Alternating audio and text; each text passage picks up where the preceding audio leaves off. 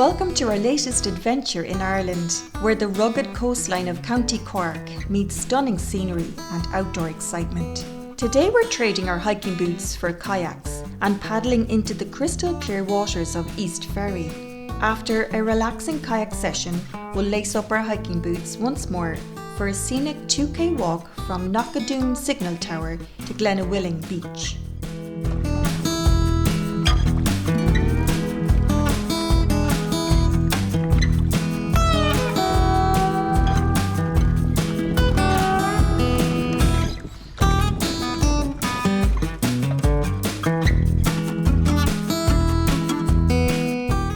So we're on the kayak, double for two people.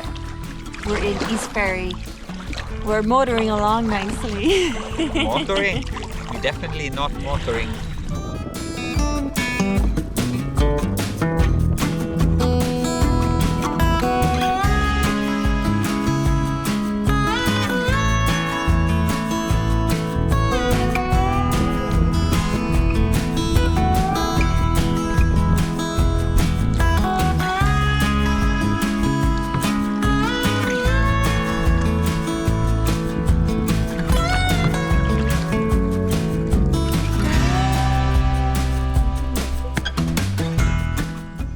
We actually are close to Wide Gate.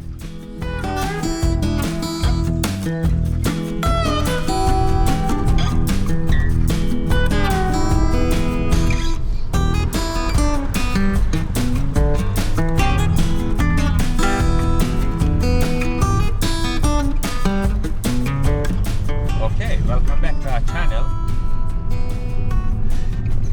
Now is about 6 o'clock in the evening. It's second half of May 2024.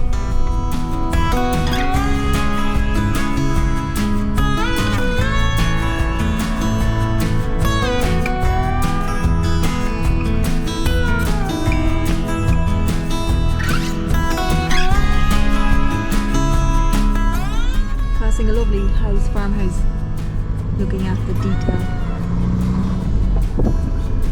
They look like stables.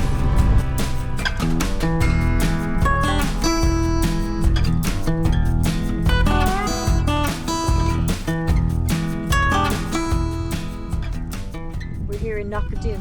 So it consists of a well-preserved signal tower that survives to its full height.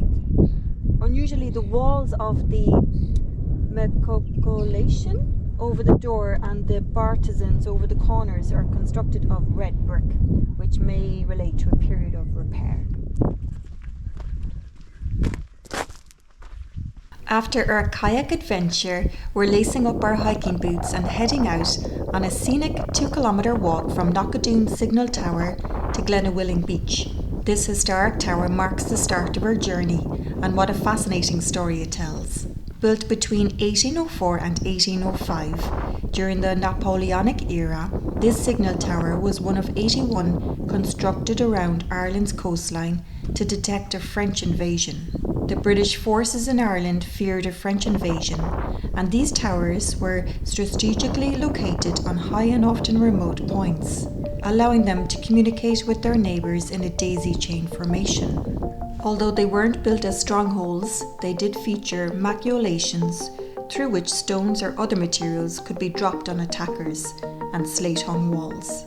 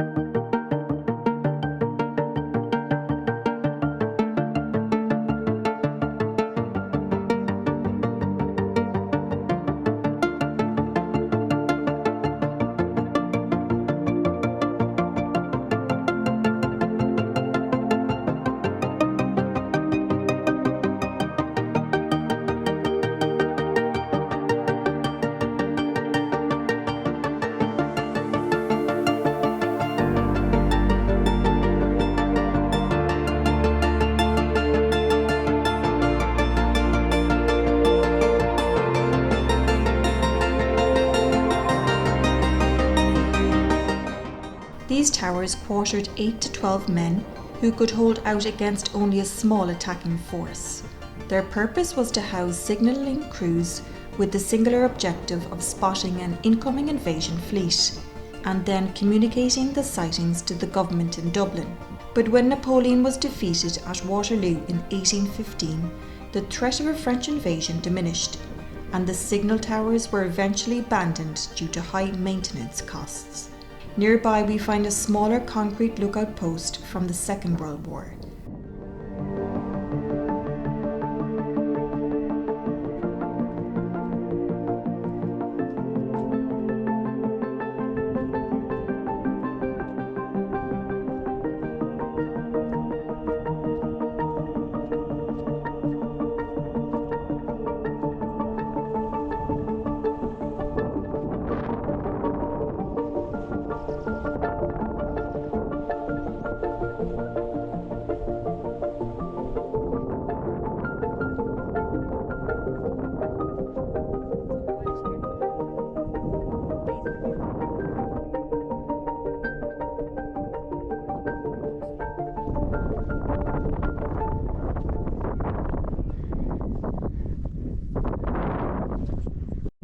Standing on the sign here, Eire 21.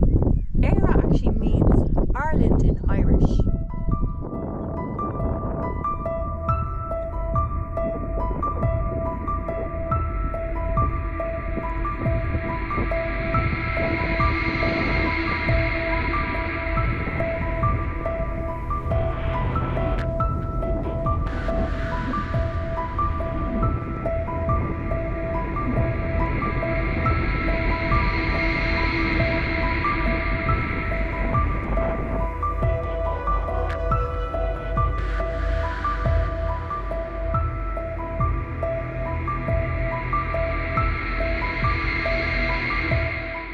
Right beside this stark Knockadoon signal tower, we find a fascinating relic of Ireland's past, the Eire 21 sign. Eire 21 is a navigational aid built in 1942 to 1943 to help Allied pilots identify their location during World War II.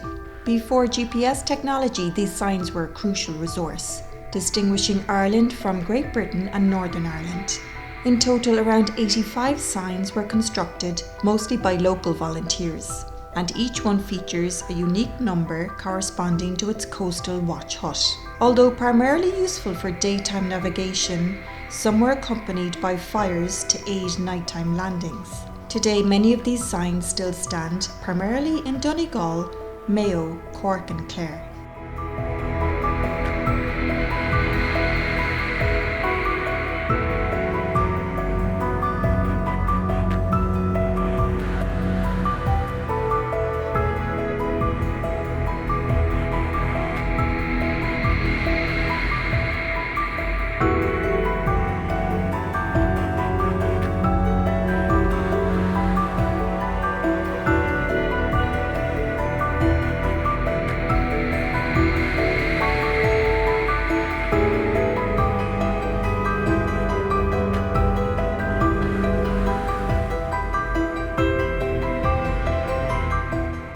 Now we're going to visit the beach. It's called Glenawilling Beach.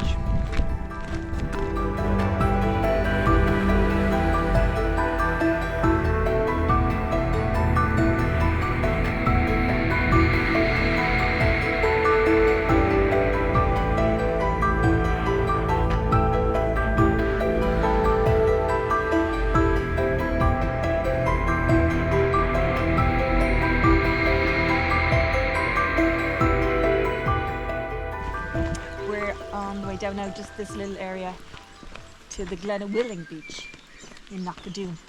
We just did that lovely cliff walk.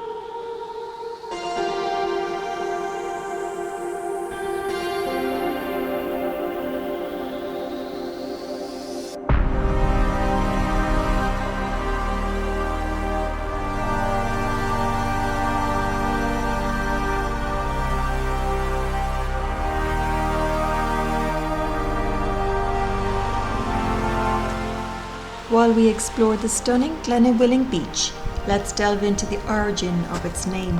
In Irish, Glenawilling translates to Glenawilling in English. But what does it really mean? Glen means glen and Mullen means mill.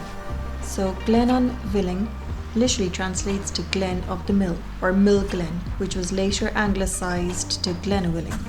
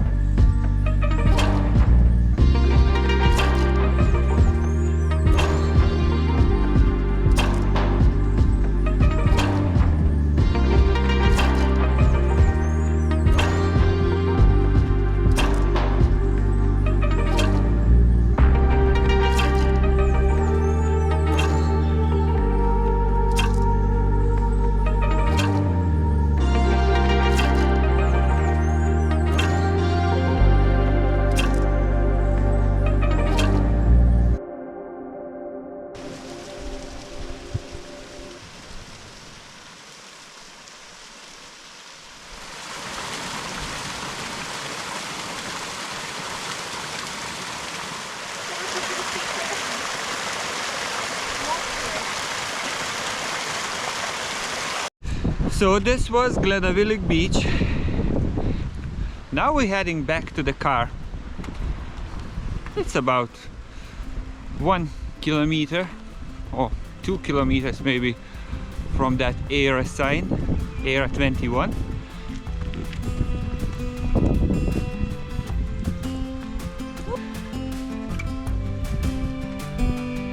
We're going up the hill.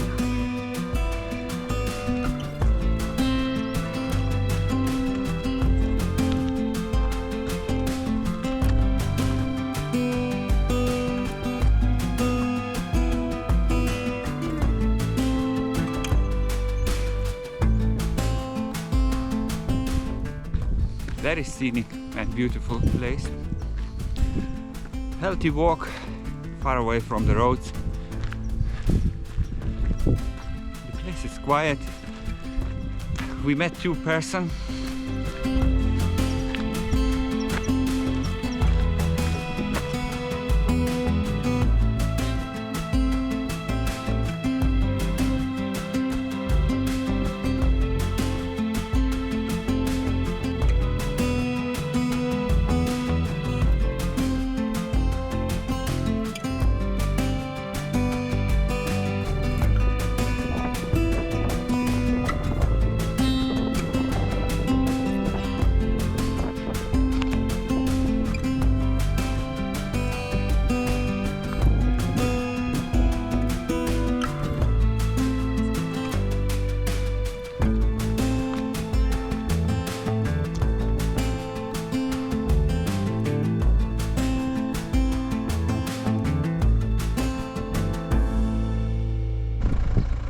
Two Shetland ponies.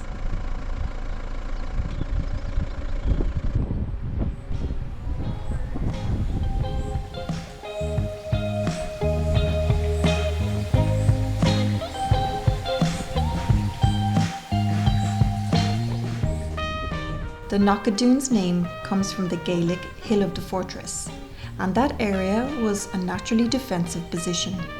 After our walk, we headed to Knockadoon village for food at the Lobster Pot takeaway.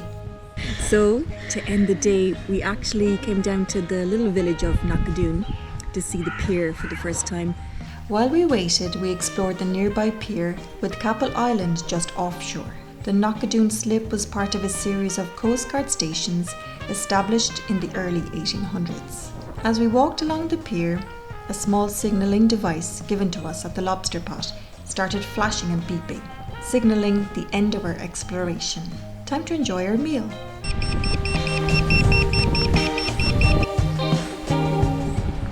This is my Lobster Pot special. Fish and chips. And we got 1 can of Fanta.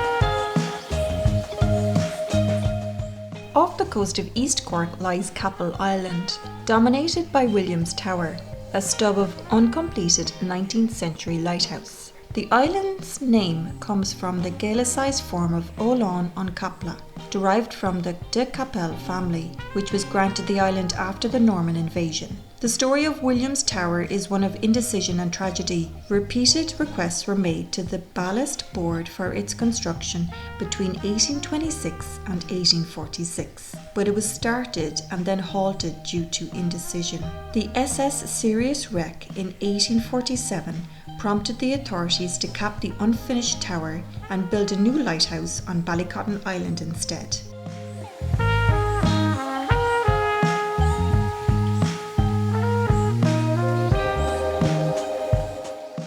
Thanks for joining us on this journey along the East Cork coast. Don't forget to subscribe for more adventure videos, and remember to stay active and get outdoors to explore the world around you. Our next destination is Greece. Roads, here we come.